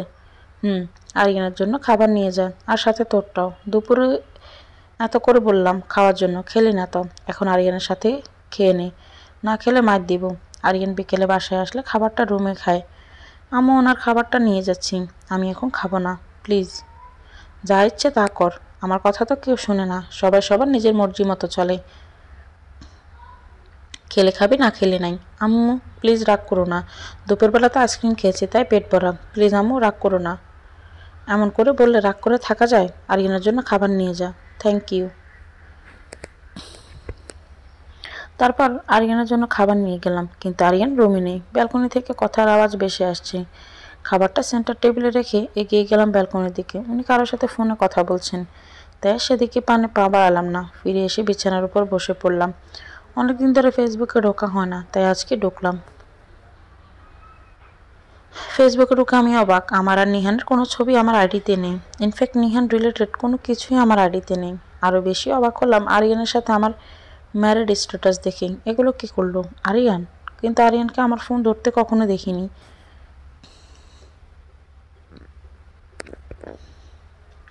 যদি আরিয়ান আমার ফোন ধরেও থাকে, আমার ফোন তো লক করা। আরিয়ান পাসওয়ার্ড পাবে কই? আমার ফোনের পাসওয়ার্ড আমি ছাড়া অন্য কেউ তো জানে না। ইনফ্যাক্ট নিহানও জানতো না। তাহলে এত রহস্য আর ভালো লাগছে না। আরিয়ান কথা শেষ করে ফোন স্ক্রল করতে করতে রুমে এসছে। আমি ওনার সামনে গিয়ে দাঁড়ালাম। ফোনটা দেখেই বললাম, এসব কি আপনি করেছেন? উনি আমার ফোনের দিকে একবার তাকে উত্তর দিলেন, তোর কি আমাকে টোটো কোম্পানির মালিক মনে হয়? সারাদিন কোনো কাজ করি না, তোর পিছনে সারাদিন হাত ধুয়ে পড়ে থাকবো? আপনি সোজা কথার উত্তর সোজাভাবে দিতে পারেন না? না পারি না। সারাদিন শুধু তোর প্রশ্ন আর প্রশ্ন। সারাদিন অনেক কাজ করে আসছি, এখন আর মাথা কাজ করছে না। কাজের জন্য দুপুরে লাঞ্চটাও করতে পারিনি। প্রচণ্ড ক্ষুধা লাগছে। ম্যাডাম, আপনার যদি প্রশ্নের বাহার শেষ হয় তাহলে দয়া করে এই ক্ষুধার্ত মানবের আহারের ব্যবস্থা করুন। ওনার কথা বলার ভঙ্গিমা দেখে আমি ফিক করে হেসে দিলাম। ওনার চোখ মুখ দেখে বোঝা যাচ্ছে আজকে সারাদিন ওনার উপর দিয়ে অনেক প্রেশার গেছে। দুপুরে না খাওয়ার জন্য মুখটা কেমন শুকিয়ে গেছে। হাসি থামিয়ে বললাম, আমি খাবার নিয়েই এসেছি, আসুন খেয়ে নেবেন, চলুন। উনি সোফায় বসলেন। আমি ওনার সামনে খাবারগুলো এনে রাখলাম। হঠাৎ করে উনি আমার হাত ধরে টেনে ওনার কোলে বসিয়ে দিলেন। আকস্মিক এমন হয় আমি হোক চকিয়ে গেলাম। অবাক হয়ে বললাম, কি করছেন কি আপনি? উনি আমার প্রশ্নের উত্তর দিলেন না, বরাবরের মতোই এড়িয়ে গেলেন। আমার মুখের সামনে এক লোকমা খাবার ধরলেন। আমি অবাক হয়ে বললাম, কি করছেন আপনি?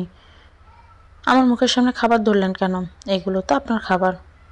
এত কথা বলছিস কেন? চুপচাপ খা। আমি জানি তুই দুপুরে কিছু খাসনি। আমি দুপুরে খেয়েছি তো। আমার সামনে একদম মিথ্যে বলবি না। আর তুই একদম মিথ্যে বলতে পারিস না। তোর মিথ্যে বলে যে কেউ বলে দিতে পারবে তুই মিথ্যে বলছিস। আর তোকে আমি হাড়ে হাড়ে চিনি। তোর নিঃশ্বাসের শব্দ শুনে বলে দিতে পারি তুই কি চাস। নে এবার হা কর। আপনি থামুন না, আর আমাকে ছাড়ুন। দরজা খোলা, যে কেউ কোনো সময় চলে আসতে পারে। এখন যদি আম্মু চলে আসে আর আমাদের এভাবে দেখে, কেমন একটা অস্বস্তিকর পরিস্থিতি তৈরি হবে ভাবতে পারছেন? বাবার দরকার নেই। আমাদের বাসার লোকজন তোর মতো গাধা না। তাদের কমন সেন্স আছে। তারা এভাবে হুটহাট করে কারোর রুমে ঢুকে পড়ে না। আমাদের রুমে তো ঢুকবেই না। আমরা চুরি করছি না, আর না আমাদের সম্পর্কটা অবৈধ যে ধরা পড়ার ভয় থাকবে। আমরা লিগ্যাল হাজব্যান্ড ওয়াইফ। নিজেদের রুমে যেভাবে ইচ্ছে সেভাবেই থাকতে পারি। উফ, আমিও কাকে কি বলছি। উনি তো জন্মগত ঘাততারা, জীবনে কারো কথা শুনেন না। আর অল টাইম লোকে যা বলে তার উল্টোটাই বোঝার ওনার স্বভাব।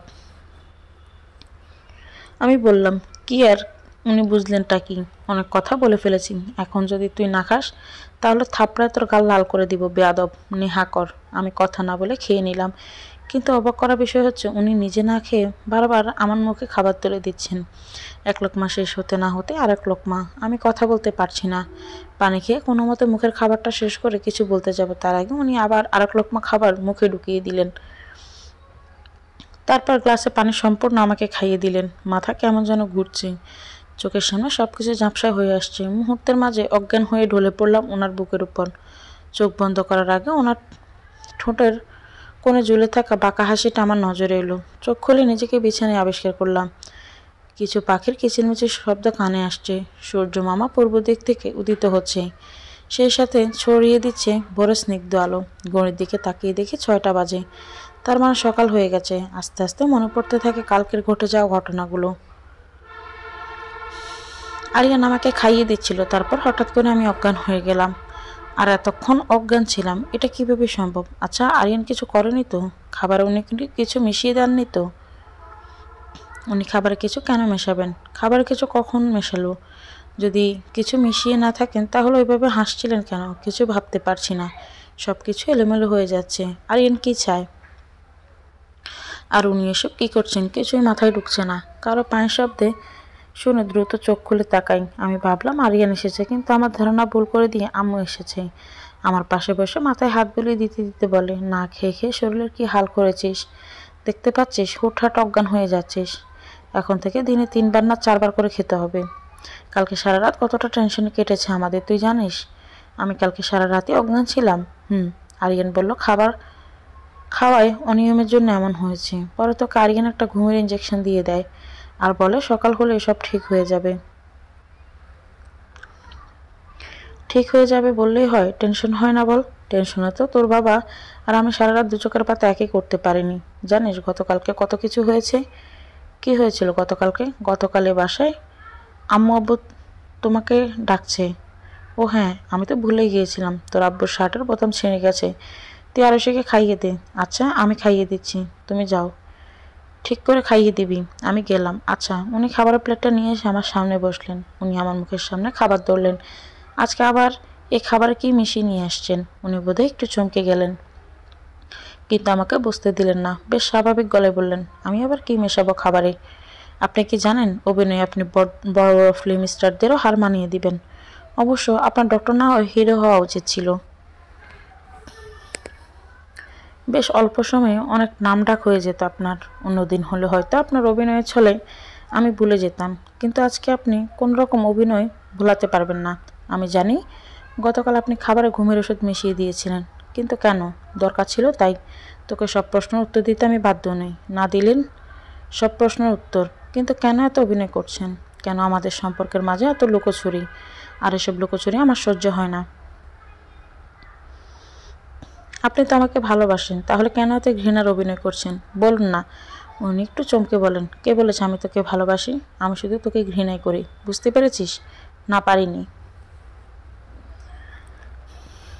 কেন শুধু শুধু নিজের অনুভূতিগুলো লুকিয়ে রাখার চেষ্টা করছেন? আমি জানি আপনি আমাকে ভালোবাসেন, আমি আপনার ডায়েরি পড়েছি। তোকে আমি শুধু শুধু ম্যানারলেস বলি? তুই জানিস না তুই বলে কারো জিনিস হাত দেওয়া ঠিক না। আর ডায়েরি তো আমার একান্ত ব্যক্তিগত জিনিস, ডায়েরিতে হাত দেওয়ার সাহস হলো কি করে তোর? বেশ করেছি, হাত দিয়েছি। আমার অধিকার আছে আপনার জিনিসে হাত দেওয়ার, কারণ আপনি আমার স্বামী। আপনার ডায়েরি না পড়লে তো জানতেই পারতাম না আমার প্রতি আপনার ফিলিংসের কথা।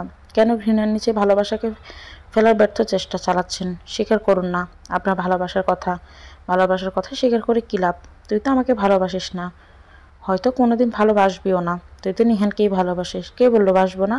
পৃথিবীতে প্রেম অল্পতেই শেষ হয় না, প্রেম জীবনে একবারও আসে না, প্রেম জীবনে বহুবার বহু রূপে আসে। তার মানে তুই আমাকে ভালোবাসিস? ভালোবাসি কি না জানি না, আমি তো সত্যিকারের ভালোবাসার সংজ্ঞাই জানি না। যার কাছ থেকে ভালোবাসার সংজ্ঞা শিখেছিলাম সে তো শুধুই আমার সাথে অভিনয় করে গেছে ভালোবাসার নামে। আচ্ছা, আপনি কি পারেন না আমাকে ভালোবাসার সংজ্ঞা শেখাতে? পারেন না বাধ্য করতে আপনাকে ভালোবাসতে? মাইলের পর মাইল একসাথে হেঁটে যাওয়া, কিংবা ঘন্টার পর ঘন্টা কারোর জন্য অপেক্ষার নাম ভালোবাসা নয়। ভালোবাসা হলো হৃদয়ের সাথে মিশে থাকা, কারো অস্তিত্বের উপস্থিতি নিজের মাঝে ধারণ করা। নিঃশেষে নিঃশেষে শুধু তাকে অনুভব করা, তার ছোট থেকে ছোট চাওয়াগুলো পূরণ করার অস্থিরতা, তার ভালো মন্দ সবখানে নিজেকে খুঁজে পাওয়া, এটা যদি ভালোবাসার সংজ্ঞা হয় তাহলে হ্যাঁ, আমি আপনাকে ভালোবাসতে শুরু করেছি। কেমন ভালোবাসতে শুরু করেছি সেটা রাতে দেখব। রাতে কি হবে যে আপনি বুঝে যাবেন আমি আপনাকে ভালোবাসতে শুরু করেছি। এত বুঝে তোর কাজ নেই, রাত হলে সব দেখতে পাবি। এখন বেশি কথা না বাড়িয়ে খাবারটা শেষ কর। 2 সপ্তাহ পর তোর এক্সাম না? হ্যাঁ, তাহলে ভার্সিটি যাচ্ছিস না কেন? এত ঝামেলার মাঝে ভার্সিটির কথা ভুলে গিয়েছিলাম। পড়াশোনার কথা তো ভুলেই যাবি, সারাদিন তো শুধু পারিস লাফাইতে। এক্সাম ফেল করলে একদম বাসায় ঢুকতে দিব না। ডক্টর আরিয়ানের স্ত্রী কিছুতেই ফেল টু মার্কা স্টুডেন্ট হতে পারে না। এখন কি হবে? আমার পড়াশোনার যে অবস্থা, ঠিকমতো ফেল করতে পারবো না। আজকে থেকে নিয়মিত ভার্সিটি যাবি, মনোযোগ দিয়ে পড়াশোনা করবি। খাওয়া শেষ, রেডি হয়ে নেই, আমি তোকে ভার্সিটি ড্রপ করে দিয়ে আসবো। আমি মাথা তুলিয়ে সম্মতি জানালাম। চলুন, আমি রেডি। আরিয়ান আমার দিকে এক পলক তাকিয়ে আবার হাত ধরে টেনে রুমে নিয়ে আসে। কি হলো, এইভাবে টেনে রুমে নিয়ে আসলেন কেন? আমি ভার্সিটি যাব না? উনি আমার প্রশ্ন উত্তর দিলেন না। কাবার্ড খুলে একটা শপিং ব্যাগ বের করেন। শপিং ব্যাগ আমার হাতে ধরিয়ে দিলেন। আমি কৌতূহল দৃষ্টিতে শপিং ব্যাগটার দিকে তাকাই। এখানে একটা বোরকা আছে, তাড়াতাড়ি বোরকাটা পরে নে। কিন্তু আমি তো বোরকা পরি না। উফ, এত কথা বলিস কেন? যা, বোরকাটা পরেই আয়। বোরকা পরলে গরম লাগে তো? গরম লাগলেও পরতে হবে। আমি পেশায় একজন ডক্টর, তাই না? আমার কাজ কি? মানুষের সেবা করা। একজন ডক্টরের কর্তব্য অসুস্থ মানুষকে সুস্থ করা, সুস্থ মানুষকে অসুস্থ করা না। তাই বলছি বোরকাটা পরে নে। আমি চাই তোর এই পেতনিমার্কা চেহারা দেখে কেউ হার্ট অ্যাটাক করুক। যুব সমাজ ধ্বংস করার জন্য তোদের মতো পেতনিমার্কা চেহারার মেয়েরাই যথেষ্ট।